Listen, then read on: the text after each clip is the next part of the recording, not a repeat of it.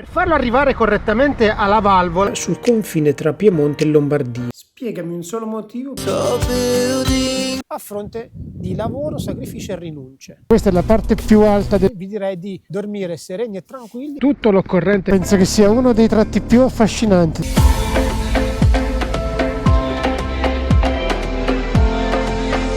Will I ever learn to love again?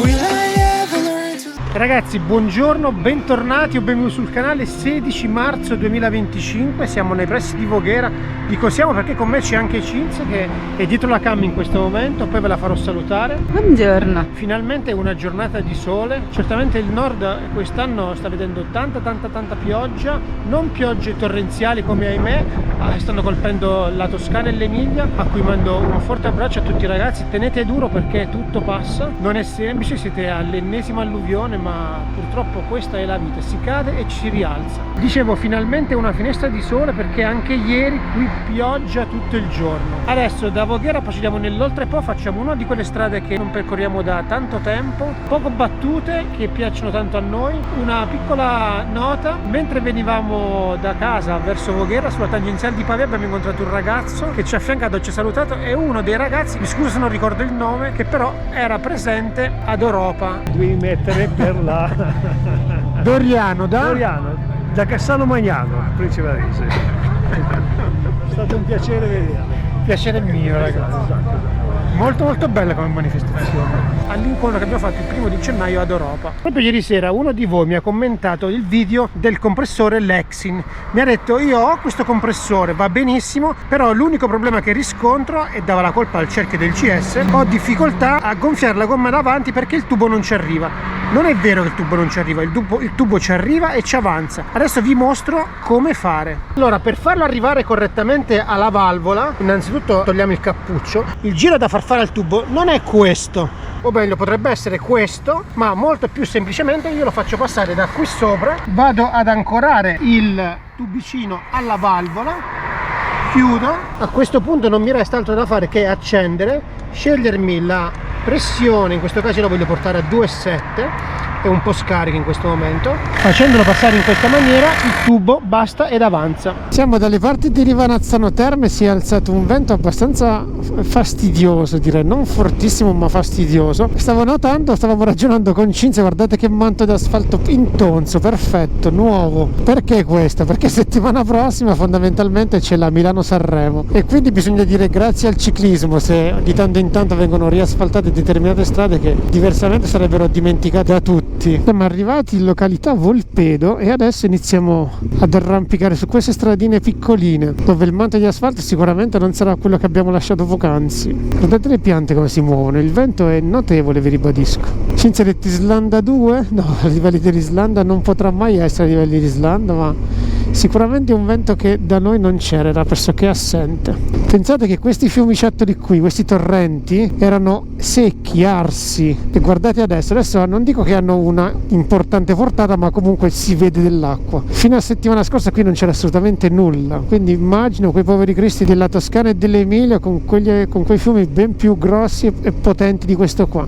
Quella che stiamo attraversando adesso è Valcurone. Ci siamo lasciati alle spalle Fabbrica di Valcurone. La Valcurone è una piccola vallata appenninica posta in provincia di Alessandria sul confine tra Piemonte e Lombardia, ove scorre il torrente omonimo. Si trova incuneata tra la Valle Staffore, provincia di Pavia ad est, e le valli Borbera e Grue, provincia di Alessandria ad ovest. Il prodotto tipico di questa valle sono i tartufi bianchi e tartufi neri. Il manto stradale, come vi dicevo, non è sempre perfetto e quindi bisogna tenere molta attenzione. Di tanto in tanto qualche rigagnolo d'acqua attraversa la strada, qualche buco, qualche ciclista, insomma c'è sì tanto verde, ci sono sì tante cose da vedere, ma c'è anche molta attenzione da prestare. Siamo in località Madonna dei Campi. La strada si fa in salita, si stringe particolarmente e la velocità sarà ancora più lenta di quella che abbiamo sostenuto fino a poco fa. Alla nostra destra la chiesa di questo piccolo borgo, di questa piccola frazione.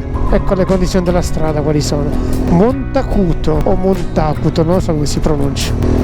Di una cosa potete stare tranquilli, ragazzi, qui problemi di traffico non ce n'è, sarete soltanto voi. Guardate qua come si stringe ulteriormente la questione.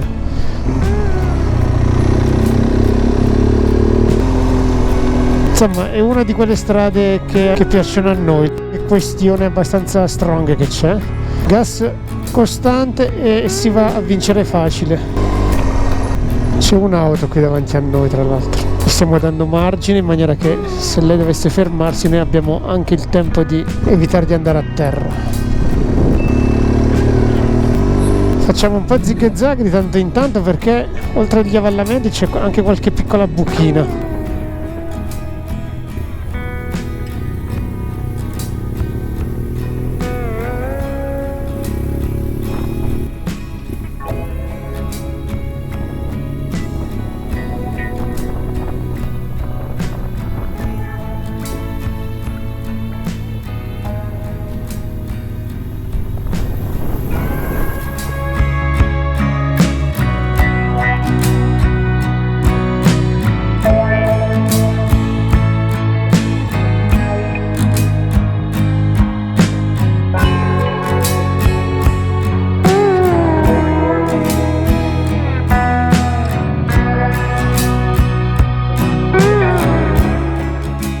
Non siamo gli unici su queste strade qua. Siamo in località Borgo Adorno. Ragazzi, lo vedo che non vi state iscrivendo al canale. Iscrivetevi! Che voi dite, qua finisce la strada, invece no, qua continua. In pochi tornanti salirete di diverse centinaia di metri e poi vi manterrete un po' in cresta su queste stradine dove si tiene praticamente un passo d'uomo. Tra il nulla e l'addio praticamente.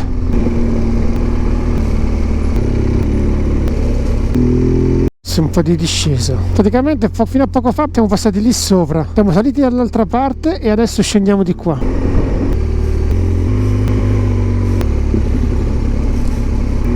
Arrivati sulla SP 140, siamo in località Cantalufo Ligure. Allora adesso la strada è messa decisamente meglio, ma se decideste mai di fare il primo tratto che abbiamo fatto noi della nostra traccia, sappiate una cosa ragazzi, il tratto è particolarmente tortuoso, la velocità sarà particolarmente lenta. La lentezza è data da due fattori principali: uno proprio la conformazione della strada, la seconda però, che incide molto di più della conformazione della strada, è il manto. Il manto di per sé non sarebbe neanche malvagio se non fosse che ci sono dei continui, costanti, ripetuti, incessanti avvallamenti decisamente profondi, quindi dovete stare molto attenti e a volte, senza che ve lo nascondo, dovrete invadere l'altra corsia per evitare proprio di fare dei salti allucinanti, nonostante la vostra velocità sarà contenuta, come vi dicevo. E poi quando arrivate a Cantalufo praticamente avete queste montagne che annegano su questo torrente, che per alcuni versi mi ricorda alcuni aspetti del Montenegro. I colori ovviamente sono diversi, il contesto è diverso, ma scendendo dalla strada alla nostra sinistra e arrivando proprio sulla SP 140 la sensazione che ho avuto è esattamente quella. Adesso però proseguiamo. Ed in tutto ciò dalla Val Curone siamo arrivati in Val Boreca. La Val Boreca è una piccola valle italiana formata dal torrente Boreca, tributario del Trebbia in provincia di Piacenza. Collocata nel cuore delle 4 province, confina a nord con la Valle Staffora, Lombardia, a ovest con la Val Borbera, Piemonte, a sud con l'Alta Val Trebbia, Liguria, a est ancora con la Val Trebbia, Emilia-Romagna. Questo penso che sia uno dei tratti più affascinanti della vallata. Qui si aprono delle strade molto belle, sia quelle che abbiamo alla nostra destra e sia quella che stiamo percorrendo adesso. D'altronde la vita è fatta di scelte, una volta facciamo una roba, una volta ne facciamo un'altra. Come vedete la strada è molto stretta, è tutta sul fianco della montagna, non di rado ci sono dei sassi al centro della carreggiata, quindi anche qui oggi è così. Oggi attenzione allo stato puro, è un giro molto più lento degli altri, proprio dettato dalle strade che stiamo attraversando. Strada così ci farà accompagnare per diversi chilometri. In alto, dice Cinzia, in alto c'è la neve, sì, in alto siamo sui 1500-1600 e la neve c'è. Dovremmo andare in alto anche noi, ma speriamo di non trovarla. La neve è parecchio in alto, non dovrebbe andare a intaccare quello che è il giro che abbiamo pensato oggi. Il panorama è very beautiful, ma sappiate che la temperatura nel frattempo è scesa. Adesso era 2, fino a poco fa c'era 1,5 gradi e penso che sarà destinata a scendere ancora di qualcosina perché stiamo salendo ancora un po'. Inizia a vedersi la prima neve. al bordo strada. Adesso arriveremo praticamente sul passo del Giovà, poi piano piano da lì inizieremo a ridiscendere. Passo del Giovà, 2 km, guardate qua che vista che c'è. Piano piano riscendiamo, questa è la parte più alta del nostro percorso di oggi. Tra l'altro dobbiamo stare molto orecchie dritte perché adesso siamo scesi a 0,5. Siamo in località Capannette di Pei, altitudine 1485 in questo momento. Siamo arrivati in località Pian dell'Arma, meno mezzo grado. Ci sono dei vecchi impianti di risalita, come altezza più o meno siamo dove eravamo prima, 1440, siamo tra 1400 e 1500 metri, questa è l'altezza massima che raggiungeremo oggi, anche perché più in alto, a parte ci sono le strade da queste parti, ma soprattutto ci sarebbe la neve. E qui ovviamente siamo in Val Staffora, che Cinzia direbbe qui non c'è un cazzo. Adesso piano piano scendiamo e ci troviamo un posticino dove mangiare. Ho in mente già il luogo, speriamo che ci siano dei tavolini, se non mi ricordo male qualcosa dovrebbe esserci, e dovremmo essere anche accanto al fiume, ma adesso concentriamoci sulla discesa perché siamo ancora parecchio distanti dalla vallata. Tra un buco e l'altro qua bisogna fare, eccoli qua gli avvallamenti che vi dicevo, sono tanti ragazzi, sono veramente tanti. Disconnessione, avvallamenti, buche, c'è tutto e di più oggi qua.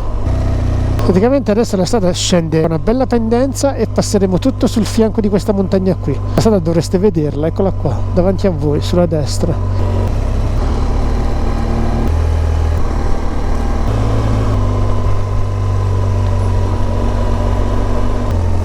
Casanova Staffora. Siamo scesi in basso ragazzi, adesso costeggeremo il fiume omonimo che dà il nome alla vallata, lo Staffora appunto. Qui ci teniamo a sinistra e se non ricordo male c'è un bel posticino dove potremmo sederci per mangiare il nostro pranzo a bordo. Lo Staffora è il fiume che abbiamo alla nostra sinistra, questo qui. Ah, qua. Andiamoci qua, dai. Cinzia ha detto queste sono delle panchine, ci c'è un parco giochi. Direi che è perfetto, sia perché c'è tranquillità, c'è silenzio, ci sono le panchine, c'è tutto quello di cui abbiamo bisogno, quindi anche oggi abbiamo trovato. Our hearts beat to the city streets. We began to feel the fire.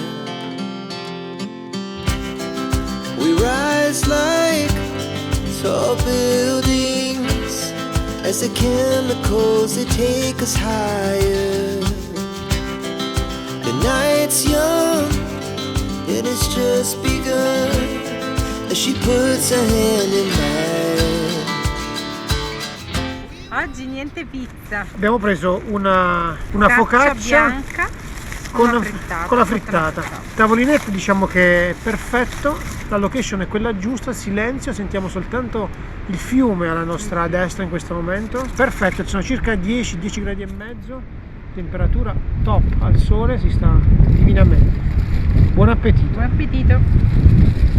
In tutto ciò soffia un vento sostenuto che spesso e volentieri ovviamente sposta le nuvole e quando le nuvole coprono il sole la temperatura scende di qualche grado, motivo per cui mi sono messo un piumino che mi tiene un po' più coperto quando sono fermo. Adesso recupero tutto l'occorrente che mi occorre per fare il caffè, quindi caffè e zucchero che ho qui dentro, quindi ho lo zucchero, ho il caffè che è qui, caffè e zucchero recuperati. Adesso andiamo a farci il caffè. Allora abbiamo detto il caffè, via, go, apriamo questo. Nel frattempo che facciamo il caffè ragazzi, ne approfitto per rispondere a tanti di voi che mi scrivono che io sarò il prossimo che lascerà il lavoro per fare come attività principale altro, sottintendendo YouTube piuttosto che motoviaggiatore e quant'altro.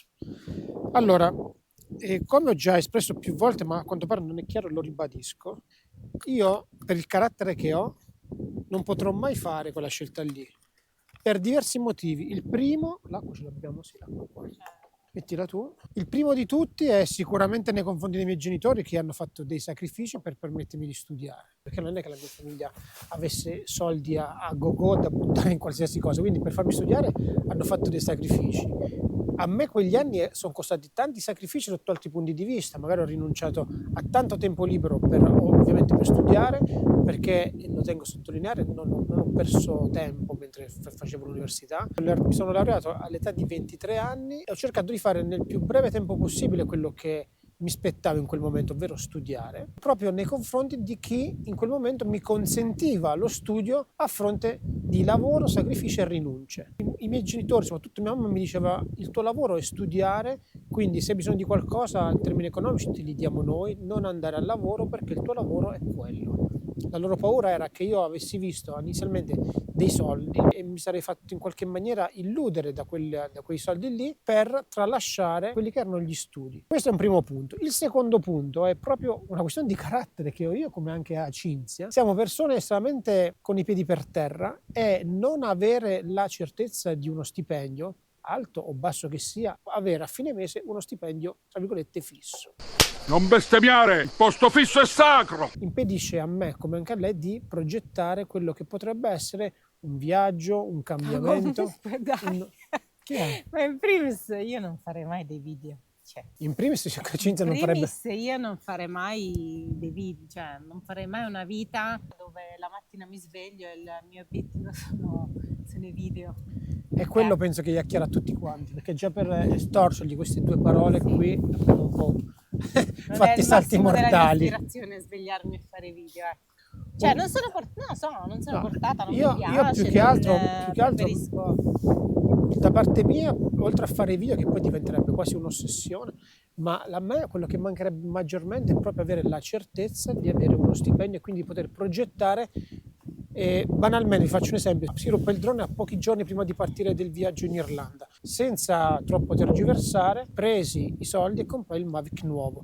Portarlo in assistenza mi sarebbe costato molto di meno, ma in quel momento non avevo i tempi per dare il Mavic all'assistenza e aspettare che me lo rendessero, eravamo sotto Ferragosto, quindi ho preso e ho speso i miei soldi in un nuovo prodotto. In quel caso l'ho potuto fare perché avevo la certezza di avere un salvadanaio fornito che mi consentiva anche questo sfizio in più che diversamente non avrei fatto. Io non potrei mai pensare di vivere con i video di YouTube, sia perché il mio canale non me lo consente, la grandezza del mio canale non è così ampia da potermi permettere una serenità tale, ma sia perché basterebbe che YouTube cambiasse banalmente la remunerazione, basterebbe che YouTube dicesse: io ti pago la metà di quello che ti pago adesso i video, che io sarei a punti a capo. Quindi è troppo un'incognita, è troppo un lanciarsi verso il vuoto. Aveva ragione il senatore. Io non dovevo essere penetrato come tutti gli altri.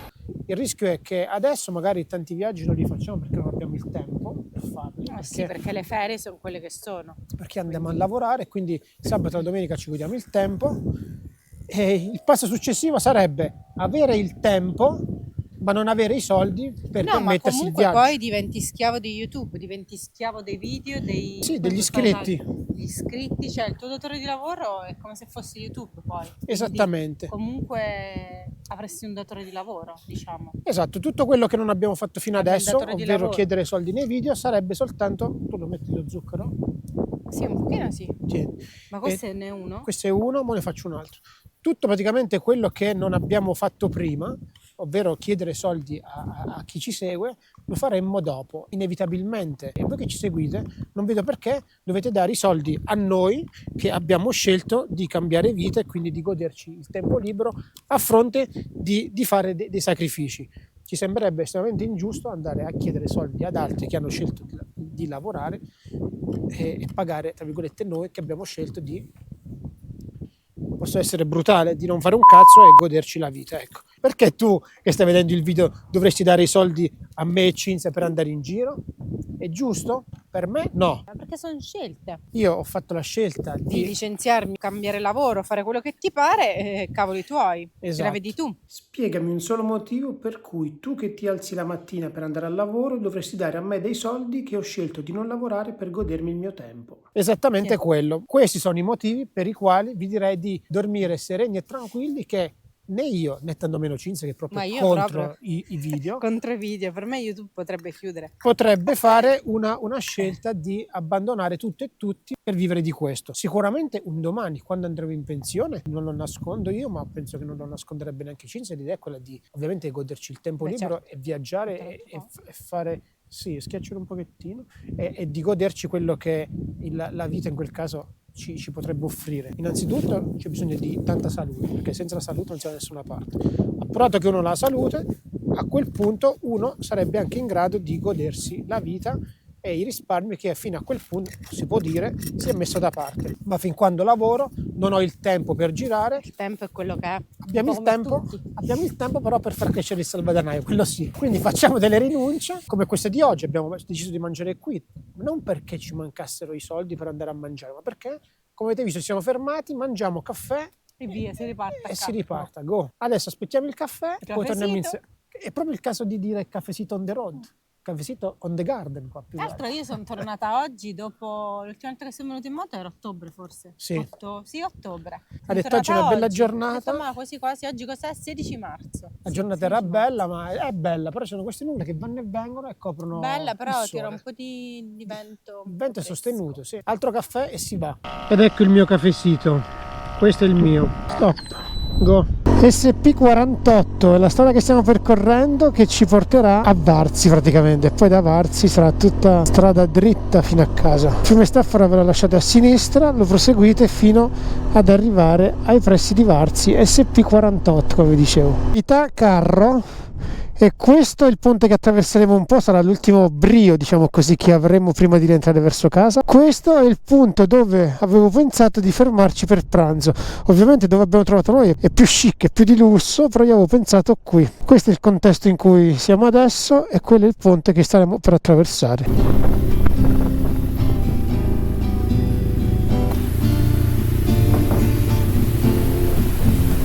Ultimo brio, questo ponte di legno. E poi si torna mestamente verso casa.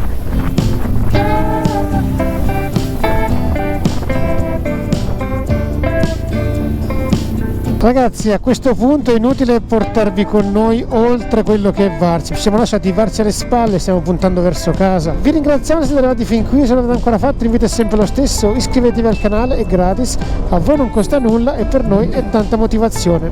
Ciao e al prossimo video!